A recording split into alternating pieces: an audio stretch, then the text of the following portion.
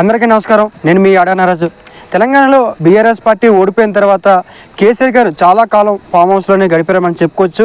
అదేవిధంగా కొన్ని సందర్భాల్లో కేసీఆర్ గారు బయటకు వస్తూ అనేక విషయాల మీద ప్రెస్ మీట్లో చెప్పడం జరిగింది. ప్రెస్ మీట్లో ప్రభుత్వాన్ని ప్రశ్నించడం జరిగింది.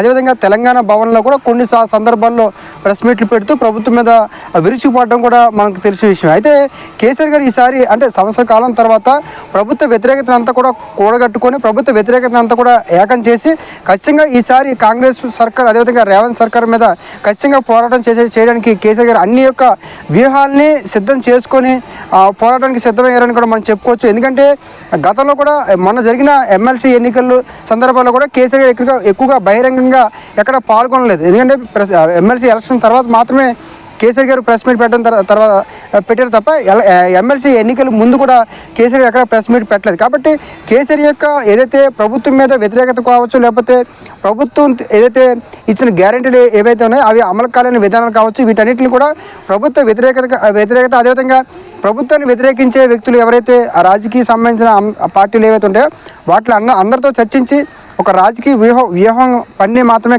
ఖచ్చితంగా కేసీఆర్ గారు ఇప్పుడు అసెంబ్లీకి వచ్చే అవకాశం ఉంది. కాబట్టి రేపు లేదా ఎల్లుండి కానీ ఖచ్చితంగా కేసీఆర్ గారు అసెంబ్లీకి వచ్చే అవకాశాలు ఉన్నాయి.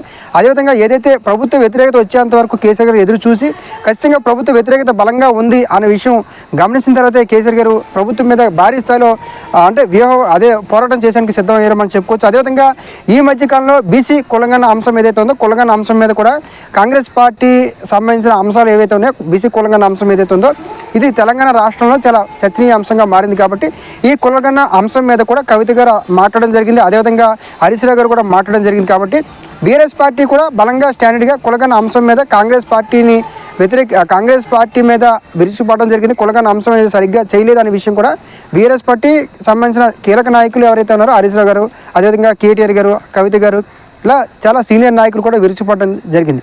కాబట్టి ఖచ్చితంగా ఈ కులగణ అంశం మీద కూడా కేసీఆర్ గారు ఖచ్చితంగా అసెంబ్లీలో ప్రశ్నించే అవకాశం ఉంది.